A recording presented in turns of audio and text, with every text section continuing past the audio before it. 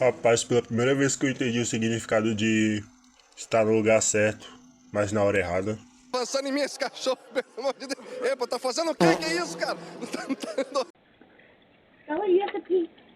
You're not going anywhere. Mas pelo barulho do baque, a queda foi feia.